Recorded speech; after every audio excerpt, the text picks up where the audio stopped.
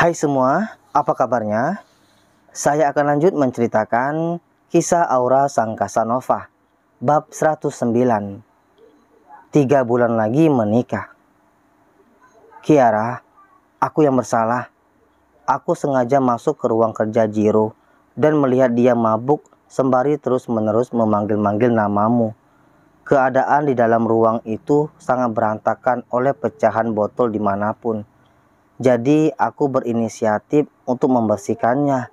Hingga akhirnya kami sama-sama tertidur di sofa dalam keadaan aku yang kelelahan dan Jiro yang masih mabuk.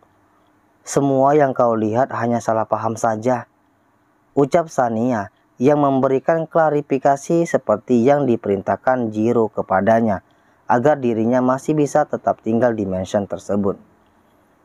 Sebenarnya penjelasan yang disampaikan Sania kepada Kiara tidak sepenuhnya rinci karena ada beberapa hal yang ditutupinya.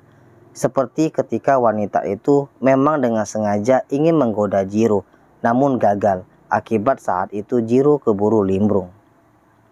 Benarkah seperti itu, Kak? Tanya Kiara yang langsung diangguki oleh Sania. Dedi begitu posesif kepadaku dan melarang tegas aku untuk pacaran ataupun berdekatan dengan seorang pria.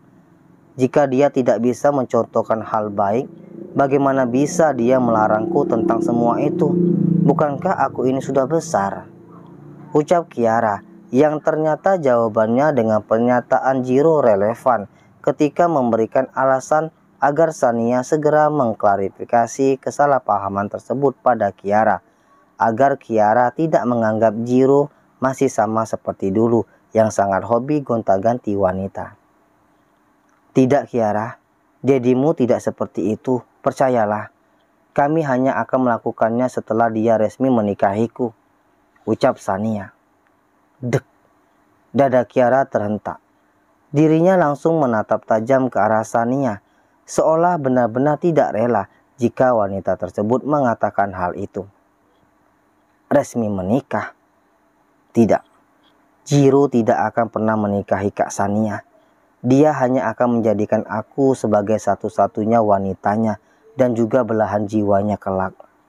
Dari rahimkulah anak-anaknya akan lahir, bukan dari wanita lain termasuk Kak Sania, batin Kiara. Ada apa Kiara? Tanya Sania ketika melihat Kiara terdiam sembari menatap kosong ke arahnya. Tidak Kak. Semoga saja Dedi memang benar-benar sudah berubah, jawab Kiara dengan kikuk karena lamunannya dibuyarkan oleh Sania.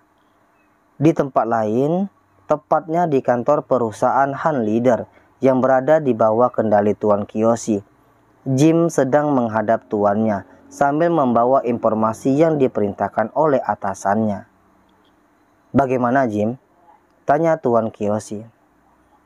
Tuan muda Excel memang menaruh hati kepada Nona Kiara, Tuan.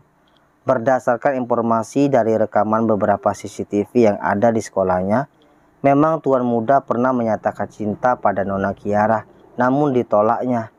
Tapi walaupun demikian, hubungan keduanya tidak nampak renggang alias tetap baik-baik saja. Sepertinya Nona Kiara menganggap Tuan muda sebagai sahabatnya, ucap Jim menjelaskan kepada Tuan Kiyoshi. Ya, setelah menyuntikkan obat penenang dan penurun panas kepada putranya, Tuan Kiyoshi selalu bertanya-tanya mengenai hubungan Excel dengan Kiara, yang mana Excel memajang foto Kiara di dinding kamarnya dengan ukuran yang lumayan besar. Ini tidak bisa dibiarkan, Jim. Excel tidak boleh mencintai adik kandungnya sendiri, ucap Tuan Kiyoshi. Jangan khawatir Tuan, Tuan Jiro menjaga dengan baik putri angkatnya.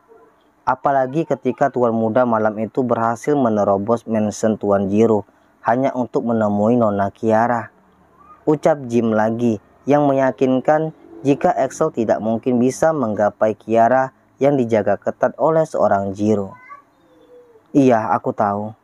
Tapi cinta di hati putraku akan tetap tumbuh jika kita tidak melakukan sesuatu. Aku tidak ingin putraku hancur oleh adik kandungnya sendiri, ucap Tuan Kiyoshi dengan sangat bijak. Lalu apa yang harus kita lakukan, Tuan? Tanya Jim kemudian. Di perusahaan Amida Max, Jiro masih menjalankan kerjasamanya dengan perusahaan Han Leader. Karena baginya, semakin cepat proyek diselesaikan, maka akan semakin cepat masalahnya dengan Shania akan terselesaikan juga. Sehingga dirinya tidak perlu repot diancam terus-menerus oleh Tuan Jordi. Tok tok tok. Ada apa, Max? Tanya Jiro. Tuan, Anda mendapatkan undangan makan malam dari Tuan Kiyoshi, ucap Max. Makan malam? Tanya Jiro menghentikan aktivitasnya dan menatap ke arah asisten Max yang membawa undangan khusus untuk dirinya. Sepertinya bukan hanya khusus untuk Anda, Tuan, melainkan untuk anggota keluarga juga, ucap Max kemudian menjelaskan lagi kepada tuannya. Apa itu artinya undangan itu berlaku untuk Kiara dan juga Shania? Tanya Jiro. Nona Kiara tentunya, Tuan. Tapi kalau Nona Shania aku tidak mengerti. Karena tadi Tuan Jim mengatakan Anda jangan lupa mengajak Nona Kiara, putri angkat Anda, ucap Max lagi. Kapan itu, Max? Tanya Jiro.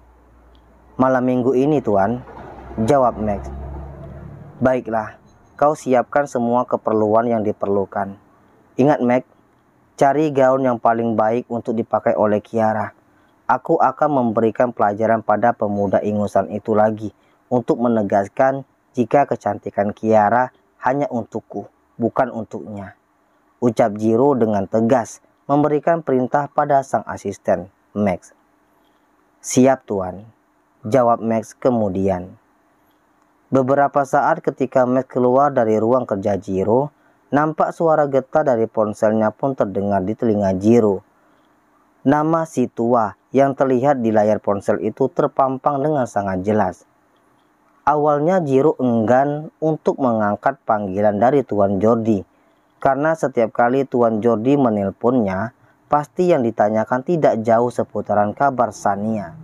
Yah, Jiro seperti menjadi babysitter dari wanita tersebut. 3 panggilan pun sudah berakhir dan Jiro masih mendiamkannya.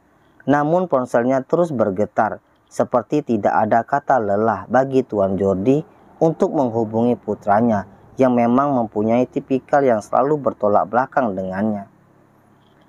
Halo Jiro, ucap Tuan Jordi dari seberang sana. Ada apa, Dad?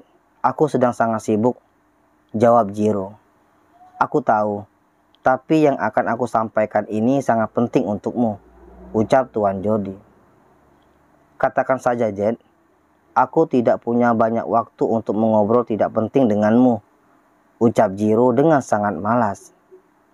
Aku tahu, si tua itu pasti akan menanyakan kabar wanita kirimannya itu lagi. Cuy, kenapa tidak dia sendiri saja yang menjadi babysitter wanita kirimannya? Merepotkan saja. Dia kira aku takut dengan semua ancamannya. Yang setelah proyek kerjasama dengan perusahaan Han Leader ini selesai, maka semua yang berhubungan dengan penekanan dan ancaman dari setua itu juga akan berakhir untuk selamanya, batin Jiro. Jiro, aku rasa waktu perkenalanmu dengan Shania sudah cukup lama. Dan aku yakin saat ini kalian sudah semakin dekat. Iya kan? Ucap Tuan Jordi.